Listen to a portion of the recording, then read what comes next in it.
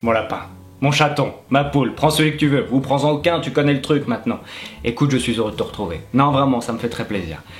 Par contre, voilà, je préfère d'emblée poser les bases. Je vais pas commencer à te vendre le fait que je suis à nouveau de retour pour une vidéo par semaine. Non, hein, le goret qui me sert de bébé n'est pas encore sevré. Là, je vais en profiter parce que j'ai une petite fenêtre de tir. Je vais essayer de tourner 3 vidéos. Ouais, carrément, je sais, là je m'enflamme un petit peu.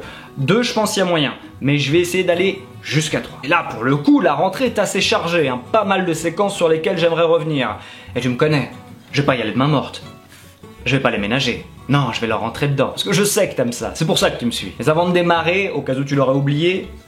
Qu'est-ce que je raconte? Comment pourrait-il l'oublier? Je suis quelqu'un d'extraordinaire, donc tu te dois de liker cette vidéo. Et aussi parce que les stats se sont littéralement cassés la gueule. Oui, bah forcément, je ne sors plus de vidéos, donc faut qu'on rebooste ça. Donc n'hésite pas à la liker s'il te plaît, à lâcher un commentaire, même si c'est pour dire n'importe quoi. Tu t'écris là, tu mets n'importe quoi, je m'en fous. Tu parles pour ne rien dire. Tu nous fais une sœur Gipsy. Je suis un bâtard. Ah, je suis en forme. Non, je suis crevé, mais c'est pas grave, tu le fais quand même. Et partage s'il te plaît, c'est le plus important. Je sais que t'as envie de me garder que pour toi, mais c'est égoïste. Hein? J'aime pas la radinerie. Donc s'il te plaît, partage. Écoute, aujourd'hui on va traiter donc d'une séquence qui s'intitule « Mort d'un conducteur après un refus d'obtempérer, les avocats de la famille s'expriment dans TPMP ». Alors, on va pas forcément analyser les dires, les propos qui vont être tenus durant l'extrait. C'est pas ça qui m'intéresse. Moi, ce qui m'intéresse, c'est l'intervention, même pas le contenu de l'intervention, mais c'est à quel moment Cyril Hanouna va-t-il placer son intervention? C'est ça qui nous intéresse puisque ça en dit long. Car comme tu vas pouvoir le constater, ça ne sera absolument pas anodin. Petite parenthèse, mon lapin, juste avant de démarrer, si, en fait, tu me connais, je suis un peu fougueux, je me suis un petit peu enflammé. Si, on va revenir sur certains propos tenus lors de la séquence. Voilà, je tenais juste à le préciser. Un refus d'obtempérer a failli tuer 2 policiers et que ces derniers ont dû tirer notamment pour sauver leur vie, tout du moins leur intégrité physique. Sauf que, le lendemain, paraîtra une vidéo témoignage, une vidéo qui a été transmise par un témoin, en train de donner une version totalement contradictoire avec la réalité qui est prouvée par une vidéo. Alors, j'aimerais avoir aussi l'avis de maître Stéphane Guesgues. Pour vous, vous avez la même version, bien entendu, que maître Ella Mamouche. Vous êtes les 2 avocats donc, de la famille des victimes. Tout à fait. Qu'est-ce qui s'est passé pour vous? Qu'est-ce que vous pouvez raconter à nos téléspectateurs, votre version des faits? Écoutez, pour nous, c'est assez insupportable de constater que dans ce type de dossier, les politiques ne viennent pas dire que c'est un drame, que c'est une tragédie et que, en l'espèce, il n'était pas nécessaire de tirer, il n'était pas nécessaire de tuer. Alors, Michel... Comme tu viens de le constater, nous venons d'assister aux plaidoiries respectives de Maître Babouche et Merguez, mais ça ne nous intéresse absolument pas. Non, la seule chose qui nous intéresse, c'est qu'à aucun moment ils n'ont été coupés. Ils ont pu formuler chacun à leur tour leur plaidoirie sans jamais être interrompus. Et ça, tu pourras le constater par toi-même en allant dans la description et en visionnant cette séquence. Tu pourras constater qu'ils n'ont pas été coupés. Va-t-il en être de même pour le policier ? Je pense que tu as déjà la réponse. Découvrons ça en direct. Michel Toris, secrétaire général du syndicat France Police, qu'est-ce que vous en pensez de cette affaire? Est-ce que vous pouvez nous raconter, vous, ce qui s'est passé? Déjà, je pense qu'il y a une vidéo qui circule sur Internet qui est partielle, qui montre partiellement les faits, mais qui montre des faits extrêmement clairs. Celles de proportionnalité et d'absolue nécessité, qui sont des notions absolument floues et qui laissent la porte à toutes les interprétations jurisprudentielles possibles. La justice dit quoi aujourd'hui? Merde! Je m'y attendais pas, celle-là, il a été interrompu. Ce qui sous-entendrait que Cyril Hanouna aurait un parti pris, que l'émission aurait un parti pris. Non. Oh non! Je ne peux pas le croire. Et là, pour le coup, pas besoin d'être Albert Einstein pour se rendre compte que Cyril Hanouna a clairement un parti pris qui penche du côté de la victime et clairement pas celui des flics. Et ça, si tu ne l'avais pas encore remarqué, eh bien c'est pas normal, déjà, premièrement. Ou alors ça veut dire que tu ne regardes pas l'émission, mais sinon c'est pas normal parce que ça arrive, j'allais dire de manière très récurrente, mais c'est pas de manière très récurrente, c'est à chaque émission. Vraiment, c'est à chacune de ces émissions. Il a un parti pris et clairement ça se voit très facilement. Écoute, si tu ne l'avais pas remarqué, maintenant que je te l'ai dit, tu feras attention. Systématiquement, il va en laisser parler certains et couper les autres non-stop. Et après, bon, ça n'engage que moi, mais je trouve que les personnes pour qui à chaque fois il prend parti, moi personnellement, c'est plutôt elle que j'aurais coupé et j'aurais laissé parler les autres, parce que franchement, des fois, il défend l'indéfendable. En même temps, je rappelle qu'il tenait à inviter sur le plateau de TPMP Jawad. Oui, l'hébergeur des terroristes. Ouais, donc au niveau de la morale et du bon sens, je pense qu'on n'y est pas. Bref, tout ça pour dire que, effectivement, Cyril Hanouna, et puis toute la production TPMP, se range très régulièrement, très fréquemment, si ce n'est absolument à chaque fois, derrière les criminels. Puisque, à moins que je dise une connerie, hein, attention, hein, là pour le coup je n'y mettrai pas ma main au feu, mais si j'ai bien compris, le type qui s'est fait abattre était multirécidiviste. Et comme on a pu le voir sur la vidéo, clairement en refus d'obtempérer. Hein, c'est assez flagrant tout de même. Mets-toi à la place du flic qui sait, qui est au courant qu'il y a 3 ou 4 jours, ou je sais pas combien de temps ça s'est passé, 3 personnes ou 4 se sont fait cartonner par justement cette même situation, un refus d'obtempérer. Le type se retrouve en position de... Et d'ailleurs, il y en a un qui est mort, je crois, sur les 3 ou 4 qui se sont fait cartonner. Je crois que l'un est mort. Donc forcément, là, je dois arrêter ce mec-là. Il peut potentiellement, lui aussi en s'enfuyant, cartonner des gens et les tuer. Mais non, ça paraît pas logique ce que je dis.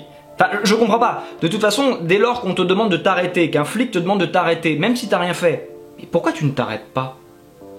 Bonjour monsieur, papier d'identité, bonjour monsieur, voilà. Permis de conduire s'il vous plaît, permis de conduire, merci monsieur, au revoir, bonne journée, et c'est fini. Je comprends pas. À quel moment c'est compliqué? Je comprends pas. Non, il y a un moment les gars, vous voulez jouer. Ah oui, mais vous pouvez pas gagner à chaque fois. Et attention, petite parenthèse, il ne faut pas non plus me prendre pour un pro-flic ou je sais pas moi, gardien de la sécurité, que ce soit la sûreté RATP, sûreté SNCF ou quoi que ce soit. Non, non, je suis pour la police quand même, parce que ça faut arrêter les délires de retirer, désarmer la police, voire même aux États-Unis, dans certains secteurs, retirer complètement la police. Ouais, bon, on voit comment ça se passe, c'est l'anarchie. Non, non, je ne suis ni pro-police, ni contre-police. Parce qu'il y a beaucoup de connards aussi, on va pas se mentir dans la police, il faut arrêter de croire que ça n'arrive qu'aux noirs ou aux arabes. Non, non, moi aussi j'ai eu affaire à de vrais abrutis, crois-moi. Et d'ailleurs, si tu me suis sur Instagram, bon, c'était il y a un petit moment maintenant, mais il y a 1 an et demi, j'avais fait une story où j'étais pas du tout content de la sûreté RATP, parce que là pour le coup, on va pas se mentir, il y a beaucoup de fils de pute dans la sûreté RATP. Voilà, désolé les gars, hein, j'ai pas dit tous. J'ai pas dit tous, non, non, alors par contre, ne me fais pas dire ce que je n'ai pas dit. Mais il y a beaucoup de trous du cul. Ah ça on va pas se mentir, il y a beaucoup d'abrutis qui jouent les cow-boys. Ça c'est clair et net. Mais il en faut. Enfin pas des trous du cul, des flics, de la sûreté. Essaye de suivre s'il te plaît, fais un effort. Mais après, je vais pas te mentir, si tu me nommais roi de la France. Non ça me plaît pas roi. Empereur. Oh putain c'est beau. Empereur de la France. Tu sais quoi, je ferai peut-être une vidéo là-dessus. Ouais. Je vais faire une vidéo là-dessus. Où je t'expliquerai tout ce que je mettrais en place si j'étais empereur de la France. Ça va pas te plaire. Mais c'est moi qui décide, c'est moi l'empereur. Bref, pour l'instant, je me contente juste d'être extraordinaire. Et je conclue une fois de plus sur ce petit passage, sur ce petit arrêt. Pourquoi est-ce que je le fais remarquer aussi? Eh bien parce que Cyril passe son temps à dire à moi et l'émission, on ne prend pas parti. Non, on est, même sur la politique, on n'est ni de droite ni de gauche. C'est faux. C'est faux, tout le monde le sait, vous êtes de gauche. Ce qui n'est pas mal, hein. Moi, bon, tu connais mon avis, pour moi, droite-gauche, c'est la même merde. C'est vrai qu'à gauche, on va pas se mentir, c'est bien. Je parle même pas au niveau des opinions politiques, hein. Je te parle des gens qui incarnent la gauche, hein, puisque, en général, dès qu'il y a une affaire de viol ou de pédophilie, c'est à gauche. À droite, en général, c'est argent, corruption, l'argent, etc. À gauche aussi, hein, on va pas se mentir, hein, Cahuzac, si tu nous regardes. Mais effectivement, dès qu'il y a des histoires par contre de viol et de pédophilie, ça en général, ça a le don d'être du côté de la gauche. Donc tu vois, je ne parle même pas des opinions politiques, je te parle juste des gens qui incarnent ce parti. C'est pour ça que pour moi, la gauche reste pire que la droite quand même, hein. Mais sinon, c'est la même merde. Donc je ne dis pas que c'est mal que Cyril Hanouna et l'émission soient de gauche, juste assumez-le, arrêtez de mentir, arrêtez de dire on ne prend pas parti, on n'est ni de droite ni de gauche, c'est faux, et vous nous l'avez prouvé plus d'une fois. Quand il y a des intervenants politiques qui interviennent dans l'émission de Cyril Hanouna, tu feras attention, quand tu as un mec de droite, un mec de gauche, systématiquement ils vont couper le mec de droite et laisser parler le mec de gauche, c'est systématique. Ou alors, c'est pas ou, c'est et je dirais, et la plupart des chroniqueurs vont aller dans le sens du mec de gauche. Ou, enfin non, une fois de plus, et / ou, si un des chroniqueurs veut s'en prendre aux politiciens de gauche, Cyril va le stopper immédiatement en disant non, c'est mon ami là. Non, non, c'est mon ami. Hein? Ça te rappelle quelque chose? Garrido par exemple, hein? On ne peut rien dire, alors que l'autre, c'est une vraie garce, on va pas se mentir. Bref, donc, ça on l'a déjà remarqué plus d'une fois. Et encore une fois, c'est pas grave que vous soyez de gauche, c'est pas un problème, moi je m'en fous de ça, parce que droite-gauche c'est la même merde. Mais assume-le, Cyril. Cyril, un jour si tu me regardes, mon lapin, assume-le. De toute façon tout le monde le sait, tout le monde le voit. Assume-le. Ah mais par contre je sais pas si j'aurai le temps de tourner une deuxième vidéo du coup mon lapin. Non, surtout que j'ai été interrompu pas mal de fois par les voisins qui arrêtent pas de monter, descendre, ils ont transformé le couloir en base de loisirs. Je sais pas ce qu'ils font, je sais pas, un dortoir, une crèche, peut-être une maternité, je sais pas, ils jouent au foot, à la pétanque, je sais pas ce qu'ils font. Ils passent leur vie dans le couloir, ils ont été chercher un McDo, ils s'installent, écoute je sais pas, il y a un feu de camp peut-être. Je ne sais pas, mais au pire ils pourraient m'inviter. Mais c'est vrai que c'est assez agaçant, putain de roast beef. La justice, elle reconnaît évidemment la légitime défense pour le policier. Alors, il va y avoir une instruction. La justice ne reconnaît absolument pas pour l'instant la légitime défense. Si, sinon il aurait été mis en cause pour homicide aujourd'hui, volontaire. il est mis en examen pour violence ayant entraîné la mort sans intention de la donner. Pas homicide alors volontaire. pas de légitime défense, d'accord. Donc ça c'est la première des choses. Deuxièmement, vous le savez très bien, quand on suit un dossier judiciaire, il y a un fort risque de requalification. Il y a beaucoup de dossiers qui commencent. J'ai pas terminé, monsieur. Oui, alors là, je vais me permettre d'être tatillon, mais tu me connais, je suis un enculé. Maître Babouche, c'est toi qui l'as coupé le premier. Hein, donc maintenant, je trouve ça un peu culotté de, en gros, de lui faire comprendre de ne pas t'interrompre, alors que tu l'as interrompu le premier. Non mais voilà, je pose ça là, je dis ça, reprenons. Qui commence notamment de cette façon et qui se termine par la qualification d'homicide volontaire, et ça vous le savez très bien. Et là, quand vous dites, quand j'entends monsieur... Une nouvelle petite chose, je suis désolé, mais il faudra pas oublier de réveiller la branche de céleri derrière. Hein. Une fois que vous aurez fini le ménage et que vous aurez éteint les lumières, pensez à la dégager. Voilà, juste... Non mais c'est pour l'équipe technique. Qu'est-ce que vous demandez, monsieur Touris? C'est un permis de tuer à la française que vous demandez en vérité? Un permis de tuer pour la police? Parce que si effectivement les tirs ne sont pas encadrés par cette absolue stricte proportionnalité, qui va dire à ce moment-là, qui va encadrer à quel moment on peut tirer et on peut prendre la vie d'une personne? Parce que concrètement, c'est ce qui s'est passé. Tirer aujourd'hui, prendre le risque de tirer, c'est prendre le risque d'enlever la vie d'une personne. Tout à fait. C'est comme prendre le risque de refuser d'obtempérer. Eh bien, tu prends le risque de recevoir une balle. C'est QFD, c'est pas plus compliqué que ça. Car se faire tirer dessus, ce n'est pas cool. Merci, Sir Gipsy. Quelle est la peine aujourd'hui du refus d'obtempérer? Quelle est la peine? Mais c'est un problème, monsieur. Quelle est la peine du refus d'obtempérer? C'est un problème aujourd'hui, le refus d'obtempérer n'est pas... La peine est de 1 an et de 7 500 € d'amende. C'est-à-dire que le refus d'obtempérer ne prend pas compte la mise en danger de la vie d'autrui. Pour aujourd'hui une conduite sans permis, pour un refus d'obtempérer, et je veux bien entendre tout ce qu'on veut, mais personne ne me fera croire ici qu'il n'a pas des connaissances, qui parfois ont conduit en état d'alcoolique, ont fait des erreurs, ont pu produire des erreurs, ne se sont pas arrêtés, ont pu effectivement dépasser le taux d'alcoolémie, etc. Première chose, en état d'alcoolique, non. En état d'ébriété, s'il te plaît. Deuxième chose, chacun sa merde. Si tu es bourré, drogué, ce que tu veux, et que tu prends la voiture, tu sais que tu n'as pas le droit. Tu le sais. Je veux dire, il y a un moment, pas prendre les gens pour des cons. Donc tu prends le risque, là aussi, de te faire tirer dessus, si en plus tu es sous et que tu refuses d'obtempérer. Et là, comme l'a fait remarquer le flic, effectivement, tu as plein de gens bourrés qui prennent quand même leur bagnole, mais quand les flics arrivent, eh bien ils s'arrêtent. Et là, je trouve que tu te tires une balle dans le pied, maître Babouche, parce que là, effectivement, que la personne soit alcoolique, mais je veux dire, en quoi est-ce que ça atténue la chose? T'essayes en fait de trouver des excuses à des gens qui pourraient refuser d'obtempérer, mais c'est encore pire, puisque ça veut dire que le mec, il les cumule. Non seulement le type refuse d'obtempérer, mais en plus, il est bourré. Non mais, à quel moment c'est censé excuser le fait de refuser d'obtempérer? C'est quoi ta logique là, maître? Quoi? Alors, la famille de Ziad dit une chose, qu'il y ait eu une procédure judiciaire, que ce dernier ait pu être traduit en justice, mais qu'on laisse au moins la possibilité aux parents de continuer à embrasser leurs enfants. Vous nous faites larmoyer avec la mère de tuer pour une peine d'1 an, c'est extrêmement grave. Et j'ajoute à cette indécence, monsieur Touris, le fait... Est-ce que lui pense aux familles des victimes du précédent refus d'obtempérer? Tu y penses, ça?